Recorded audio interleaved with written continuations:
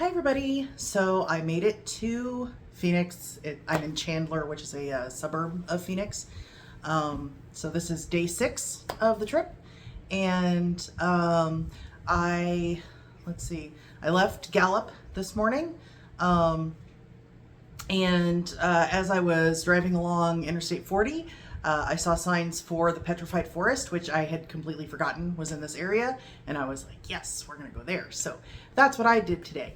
I went to the Petrified Forest and saw the Painted Desert, and actually I-40 goes like right through the middle of the park, but then there's another road that snakes north to south through the park, and so I went ahead and followed that road. Luckily, everything in the park is basically like right off the road. Like you can take really good pictures straight from the road. You don't have to like hike anywhere, because it was like high 80s. And as I've previously said, I don't do well with the heat. I don't like it at all. So I got some really good pictures of the Painted Desert and a bunch of petrified wood, and there's 2 museums, like one at either end of that road. And well, the one is the visitor center, like the main visitor center, and they've got some museum-y stuff, and the other one is I think it was Rainbow Rock, Rainbow Desert Museum, and so they had a bunch of really cool fossils there. I didn't see any fossils like, in the wild, but I did get to see lots of petrified wood, which is really cool.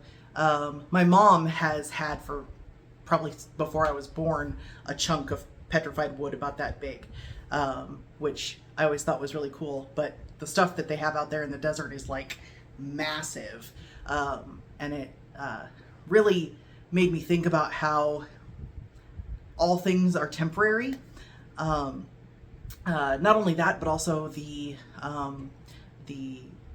landforms that were there, the rock structures, because you can very clearly see the rivulets of where the water has worn them away. The landscape really reminded me a lot of the Badlands. And of course, if you guys followed my journey last year, the Badlands really reminds me of my dad. And when he died, it was tough for all of us. And the thing that really got me through it was I, for some reason, decided to like start looking into Buddhism. I don't know. I didn't really get too deep into it.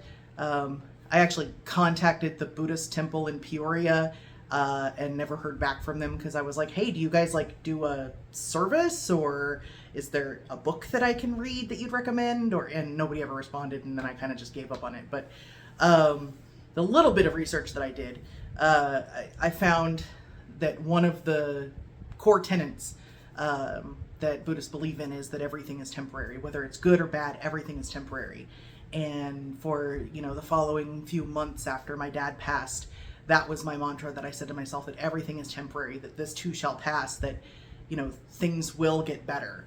And it really helped me get through it. And to see that sort of thing on such a massive time scale, because of course all of that petrified wood is millions of years old, and all of those rock formations took millions of years to form as well. It just sort of helps to ground me and center me in my place in the universe, that it's everything that's here is gonna come and go eventually, so enjoy it while it lasts. So that was a good afternoon, I would say. As I was coming out of the park, a coyote ran across the road in front of my car, so that was cool. And interestingly, the park is very desert. But even in like the most deserty desert that we have here in the United States, there's still so much life. One of the things that I have noticed driving through the Southwest is that, and I don't know why I didn't really like consider this last year. I guess I was further north, because I went through like Utah and Nevada. And this time I'm going through New Mexico and Arizona. And it's not giant trees like the redwood forest, but there's still bushes and grasses and flowers and cacti blanketing the whole ground. So from that also comes a lot of animal life. And I have seen a lot of wildlife crossing signs. I haven't seen as much wildlife. And my question from the last video was answered because I saw a sign that it had that picture that I thought was an elk. And then like a few feet behind it was a sign that said elk crossing test area. And that got me really curious because I want to know what they're testing. Are they testing maybe that like putting up signs actually helps to protect the elk and less people are going to hit them?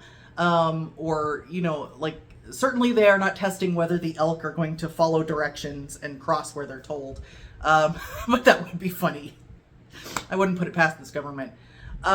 So anyway, got that question answered.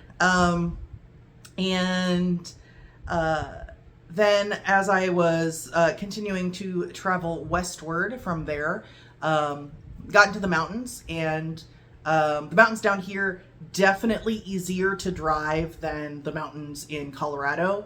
I had some real harrowing experiences going through Colorado with very steep, twisty, turny roads. And some of these, there were like 6 and 7% grade, but it really wasn't that bad. Did run into a couple of moron drivers that were driving like 90 miles an hour down these, you know, little highways. But luckily everybody is safe. Didn't see any accidents. As I got into the mountains, so the park was like high 80s, got into the mountains, it got down to like low 70s, came down the other side of the mountains, and the temperature just started climbing and climbing and climbing and climbing. And the high temperature that I got from my car's temperature gauge was 108. I was only able to get a picture of 107. But yeah, 108 degrees here in Chandler, Arizona. And I hate it. I hate it a lot. I am not, I feel like I am going to burst into flames when I step outside. And so for those of you that live in the Southwest, and especially places like Phoenix or, you know, the Mojave Desert area, like where my parents used to live, near Eagle Mountain, that sort of stuff, Joshua Tree National Forest. I have some questions. How? And why? And why? Why do you live here? It's, I can't, I am not built for this area. And if it weren't for my friend John, I probably wouldn't have come here at all. So, but the good news is I do get to see him tomorrow, and I am excited about that. So continuing on with my drive, as I was in the mountains, definitely got into more like forested area, actual trees. That was nice to see for a little while. And then there was this really cool moment where I came over the top of a mountain and started to come down the other side. And as soon as I got over that ridge, like saguaros everywhere. Had seen nothing on the other side of the mountain. On this side, everywhere, and huge ones too. I'm talking like 40-foot tall with like 10 arms, just massive, massive saguaro cactuses. And from what I've read, it can take, 100 years for them to get that big, and that they were everywhere. So that's really cool to see that that area is, less disturbed, and that people are respecting the nature in that area. Yeah, got some really cool pictures of those. I'll try to tack those onto the end of the video here.